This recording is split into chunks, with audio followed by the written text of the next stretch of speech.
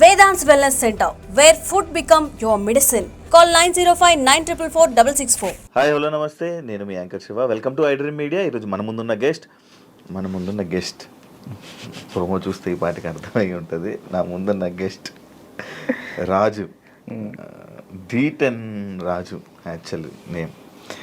నా career starting అంటే అప్పట్లో ఫస్ట్ అంటే నన్ను నేను ప్రూవ్ చేసుకోవడం కోసం ఒక ఇంటర్వ్యూ చేశానంటే రాజుతో నేను చేయడం జరిగింది. దాని తర్వాత మధ్యలో మళ్ళీ ఒక ఇంటర్వ్యూ చేశాను. మళ్ళీ ఇప్పుడు ఇంకొక ఇంటర్వ్యూతో కనిపించట్లేదు, ఏమైంది రాజు, ఏం జరుగుతుంది, రాజు లైఫ్ ఎలా ఉంది అంటే మనం స్టార్టింగ్ మన ఇంటర్వ్యూ మనోడితో చేసాం కాబట్టి గుర్తొస్తుంటుంది కదా. అప్పుడప్పుడు ఎవరైనా అడుగుతుంటారు, నీ ఫస్ట్ ఇంటర్వ్యూ ఎవరితోండ్రా అంటే పలానా D10 రాజుతో నా కెరీర్ ఎలా స్టార్ట్ అయ్యింది, యాంకరింగ్ అది ఇది అని చెప్పుకుంటున్నప్పుడు అది గుర్తొస్తుంది కదా. సడన్గా రాజు ఏం చేస్తున్నాడు ఏంటంటే ఏమైంది ఏంటి లైఫ్ గురించి తెలుసుకుందామని ఇంటర్వ్యూకి పిలవడం జరిగింది. రాజుతో మాట్లాడి తన ప్రజెంట్ లైఫ్ ఎలా నడుస్తుంది ఏంటని తెలుసుకునే ప్రయత్నం అయితే చేద్దాం. హాయ్ రాజు. ఆయన నమస్కారం. నమస్తే. ఇలాగే ఇప్పుడు మనం ఫస్ట్ స్టార్ట్ గుర్తుందండి కదా. గుర్తుందండి. ఫుల్ యంగ్ ఎనర్జీకి సన్నంగా.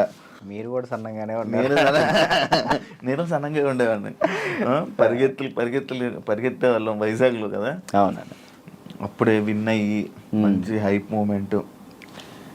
అప్పటికి ఇప్పటికి నీకు చేంజ్ ఏం చూసావు రాజు? నాలోనా మీలోనా?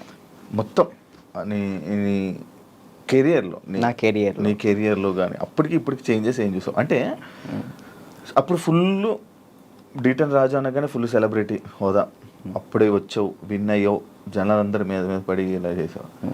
ఇప్పుడు జనాలు అంటే ఏం చేంజెస్ చూసావు జనాల్లో కదన్నా నేను చూసింది, జనాల్లో యాస్టీస్ అలాగే ఉంది.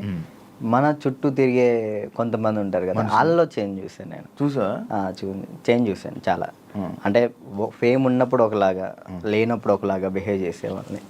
అంటే మనం అప్పుడు చిన్నపిల్లలం కాబట్టి మనకు అంతకు తెలీదు, ఎవరు కలిసినా కానీ మనోళ్ళే అనుకున్నాను.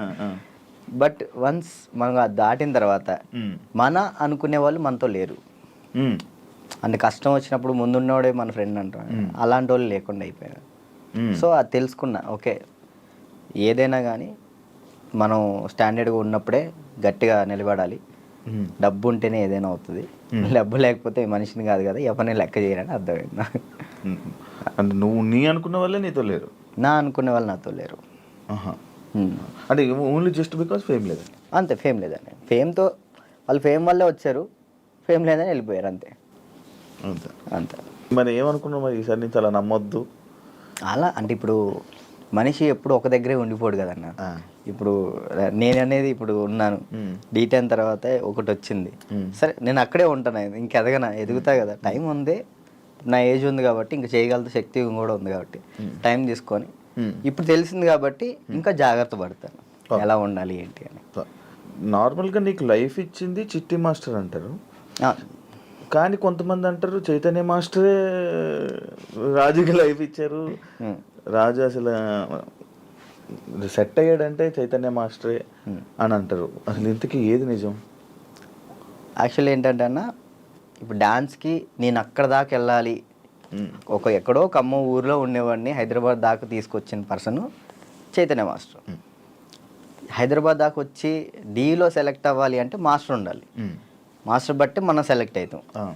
అంత వాళ్ళ స్టూడెంట్స్ని కూడా వదిలేసి రాజువే కావాలనుకున్న చిట్టి మాస్టర్.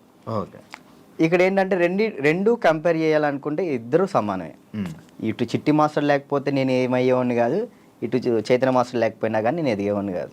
ఈ ఇద్దరు వాళ్ళే నేను ఈ పొజిషన్లో ఉన్నానంటే వాళ్ళిద్దరు వాళ్ళే, చిట్టి మాస్టర్ చైతన్య మాస్టర్ వాళ్ళే. చైతన్య మాస్టర్ ఎందుకు సడన్గా నువ్వు చాలా ఎక్కువ బాగా ఫీల్ అయిపోయి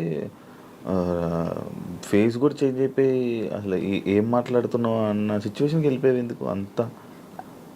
అంటే యాక్చువల్లీ అన్న, అది నేను ఫస్ట్ 4:30 టైంలో నాకు ఫోన్ చేశారు ఆయన, లాస్ట్ వీడియో కాల్ చేశారు. ఆయన చేశారు నాకు వీడియో కాల్ చేశారు. అంటే ఆ సిచ్యువేషన్ జరిగే ముందర ఆయన 5:10కి చేసుకున్నారు. ఫస్ట్ కట్ చేసిన, అంటే ఎప్పుడు సరదాగా మాట్లాడుకున్న వ్యక్తి కాబట్టి ఏంతో ఏం లేని కట్ చేసిన. అయ్యో మళ్ళీ చేశాడు. సరే ఏం అవసరం ఉందా అని చేసిన. కొంచెం డల్గా ఉండి మాట్లాడటం, బాధపడటం.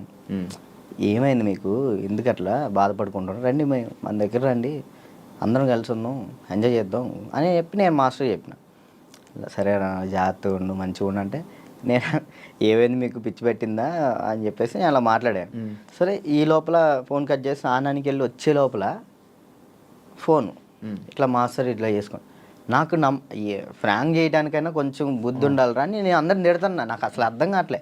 2-3 గంటలు వీడియో చూసేంతవరకు నాకు ఏం జరిగిందో వీడియో చూసిన తర్వాత వెళ్ళిపోయినా. నేను అక్కడికి వెళ్ళిన అసలు అందరూ ఏడుస్తున్నారు. అసలు నా కళ్ళలోంచి నీళ్ళు రావట్లే. ఆయన పక్కనే మాస్టర్ని ఇలా పట్టుకున్నాను, అక్కడ తీసుకెళ్తున్నాం, అందరూ ఏడుస్తున్నారు. నాకు ఎలా ఉంది ఇప్పటికీ ఆయన బతికి ఉన్నారు అనే ఫీల్లోనే ఉన్నా నేను. అంటే ఇప్పుడు మాస్టర్ చనిపోయారు అనే ఫీల్ అయితే నాకు లేదు. ఏదో ఎవరినో బాడీని తీసుకెళ్ళి ఆడ పెట్టిను, ఈయన ఎక్కడో బ్యాంకాక్ సింగపూర్లోనో ఎక్కడో ఉండి అట్లా ఆ విధంగా చేసి ఉంటాడు అని నేను అనుకుంటున్నా. నా దృష్టిలో అయితే అదే ఉంది. ఇప్పటికీ ఆయన చనిపోయాడంటే నేను నమ్మలేను ఇప్పటికి కూడా. ఇప్పటికీ స్టిల్ ఆ ఫీల్లో లేను నేను. ఆయన చనిపోయిన ఫీల్లో లేను. ఓకే. ఒక దగ్గర ఇప్పుడు ఎక్కడో యాక్సిడెంట్ అయింది, ఎవరు ఫోన్ చేస్తాం మనం? ఇంట్లో వాళ్ళు. నాకు మా ఇంట్లో వాళ్ళ నెంబర్ తెలీదు.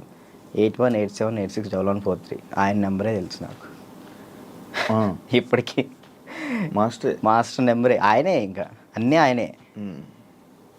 అట్లా అయ్యేసరికి నేను మైండ్ స్ట్రక్. 1 year అసలు ఏం పని చేయలేకపోయినా, అసలు ఏం చేయలే. 1 year పాటు ఖాళీగా ఉన్నా.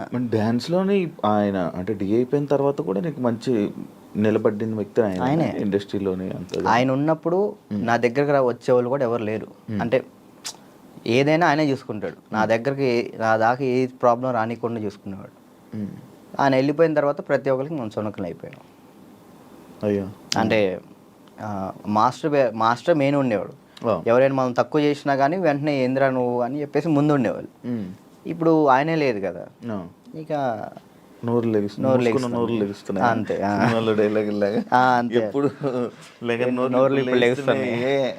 అంతే ఇక ఆల్మోస్ట్ ఇక అంతే. మరి అవి ఎప్పుడు మోయిస్తావు? కొంచెం అన్న టైం, ఒక పాయింట్ కోసం వెయిట్ చేస్తున్నా అంతే.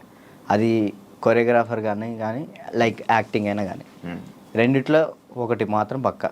నీకు కార్డు లేదా? లేదన్న కార్డు ఇవ్వలేదు. కార్డు ఇవ్వలేదు. నువ్వు ఇప్పుడు మామూలుగా డాన్సర్ కార్డు అప్లై చేస్తావా, కొరియోగ్రాఫర్ కార్డు అప్లై చేస్తావా? ఫస్ట్ నేను డీటెయిన్ అయిపోయిన వెంటనే డాన్సర్ కార్డు అప్లై చేశాను. వచ్చిందా? నేను డబ్బులు కూడా ఇచ్చాను, రాలేదు. అక్కడ యూనియన్ పర్సన్ ఒకళ్ళు మనల్ని మోసం చేశారు. 5 లక్షలు తీసుకున్నారు. ఎవరో కూడా తెలియదు. డబ్బులు అయితే మోసపోయాను. సో యూనియన్ వాళ్ళు కంప్లైంట్ పెట్టమన్నారు. కంప్లైంట్ అయితే ఇప్పుడు రీసెంట్గానే కంప్లైంట్ పెట్టాను. ఇప్పుడు కొరియోగ్రాఫర్ కార్డు అడుగుతున్నా. అంటే రీసెంట్గా నేను డాన్స్ ఐకాన్ కొరియోగ్రాఫర్ పోయాను, అది విన్నాను. దానివల్ల కొరియోగ్రాఫర్ కార్డు అడుగుతున్నా. టైం పట్టిద్ది రాజు, అంటే మీరు డాన్సర్ కూడా చేయలే కదా అని అంటున్నారు. సో ఇక అందుకే నేను ఏం చేయాలా ఆలోచిస్తాను. ఎందుకు ఏమైనా ఇబ్బంది ఉందా వాళ్ళ దాంట్లో? ఏమైనా నడుస్తుందా? కార్డు ఇవ్వకూడదని ఇవ్వట్లేదు లేకపోతే? అది తెలియదు అన్న నాకు. అనిపిస్తుంది.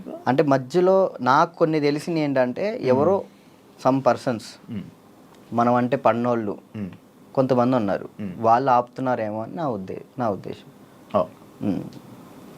డాన్సర్స్లోనే డాన్సర్కే శత్రువులు అంటారు కదా, లైక్ వాళ్ళు ఎవరో కూడా తెలియదు నాకు. గొడవలు పెట్టుకోవటం ఇలాంటివి అసలు ఇష్టం లేదు. అయినా ఎందుకు మనం అంటే పడట్లేదో అర్థం. నేను ఏం తప్పు చేశానో తెలియదు అక్కడ. కానీ అవతలకు మనం అసలు వాళ్ళకి ఏం చేయలే, కానీ తప్పుగా ఎందుకు అనుకుంటున్నారో అది తెలియట్లేదు నాకు.